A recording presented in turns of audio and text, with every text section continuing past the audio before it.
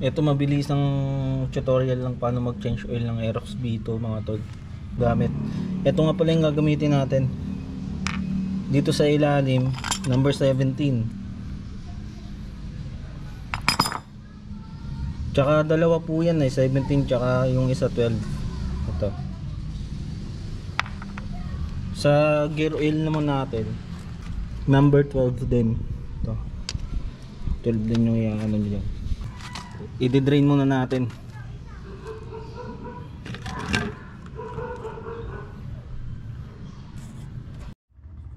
Ito po yung mga screw niya no? Sa taas, sana makita nyo. Isang 12 tsaka isang 17.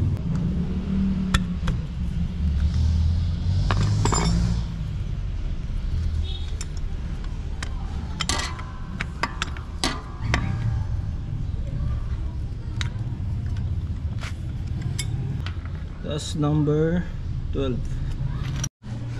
Ayun mga tol, nagpalit tayo ng nagpalit tayo ng wrench kasi ito hindi niya kinakaya. Parang mahina yung grip niya. Ito nagpalit tayo ng 12.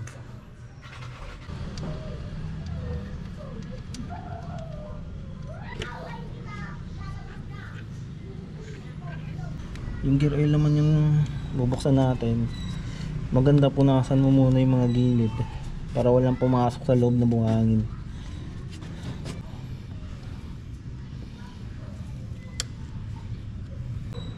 Tapos ingatan nyo po itong itong washer natin.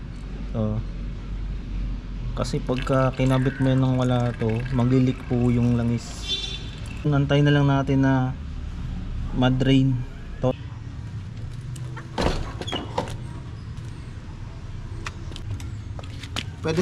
Pwede rin naka side stand mga tol.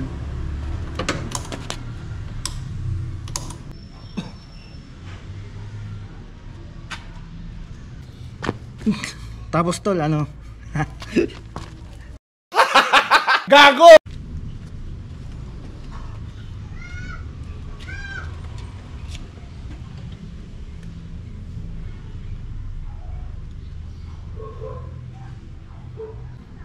So ayos na, isasali na lang natin yung bagong langis.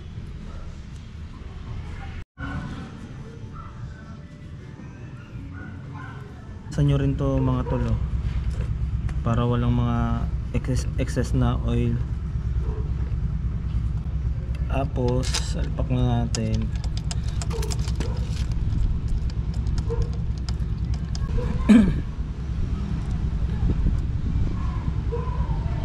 Tapos hihigpitan nyo siya tol ng kamay muna. Yan, pag hindi na kaya ng kamay, ayan, mahigpit na siya. Tsaka nyo siya aanuin ng wrench. Tsaka nyo siya ipa-final na higpit dito sa gamit yung wrench nyo. Tapos alalay lang po sa paghigpit.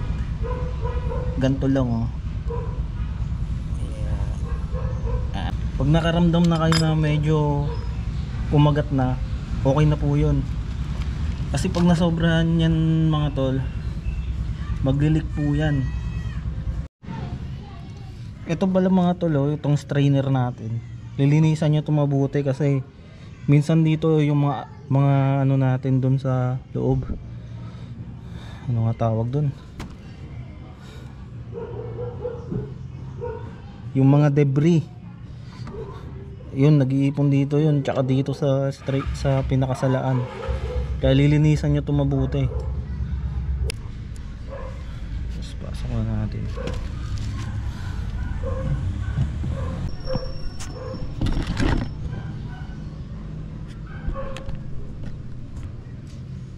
So same din doon, kung anong ginawa nyo doon sa gear, yung pagpasok ng screw, ganun din dito.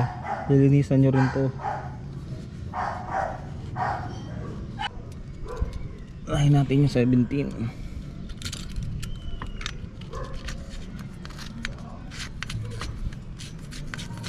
Pag di na kaya ng kamay, ayan,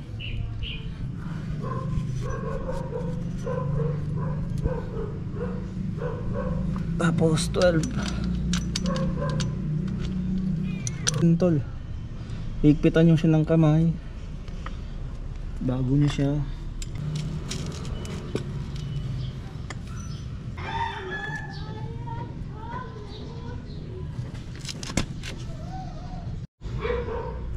tapos dito rin tol, bago nyo isalin yung langis, tapos bubuksan nyo to, kuha kayo ng ano, ito long nose, tapos kung kaya nyo naman kamayin pwede naman, kaso sa akin kasi inaano ko ng long nose kasi mamaya pag tripan diba kinakaya ng kamay, mahirap yun. Lilinisan nyo rin muna to bago nyo salinan ng langis o kaya buksan diba. Yan. So kabila naman ganun rin dito mga tol ha, kabila linisan nyo rin. Ayan. Ito mga screw rin to eh. Ganito muna yan habang piniprepare natin yung ano natin, langis. Ito mga tol, may baso tayo para to sa langis mga tol, kasi ito 1 liter 1 liter yung langis. Wala kasi nabibili ng 900 nito, 900 ml. Ang laman kasi ng makina ng Aerox mga tol, ano, 900 ml lang. Kaya ganito ginagawa ko.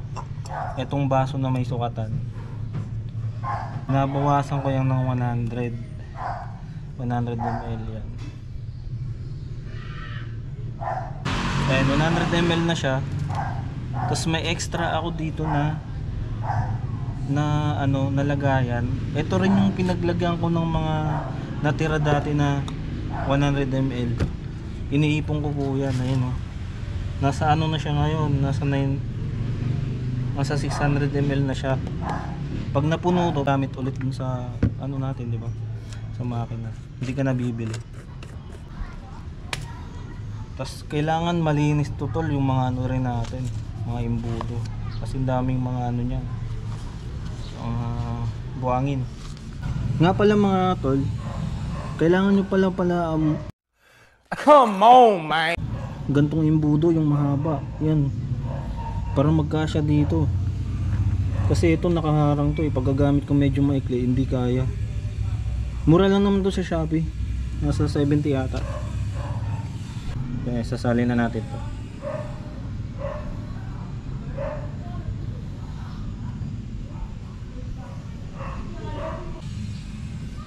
Kailangan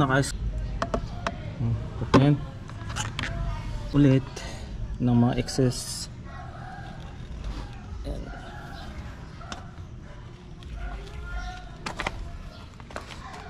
Oh, asan ganito?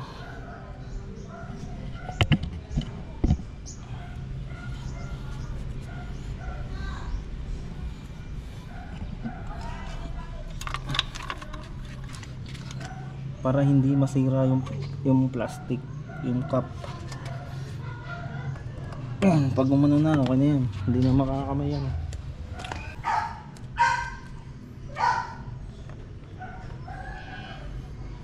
Huwag nyo iwawala to tol, yung mga etong goma na kulay black. Huwag nyo iwawala yan. Yung pagsaling natin sa gear mga tol, hindi na natin kailangan ng imbudo. Kasi yung gear oil na to, meron na siyang ganito. Yung mahaba na parang edits. Tapos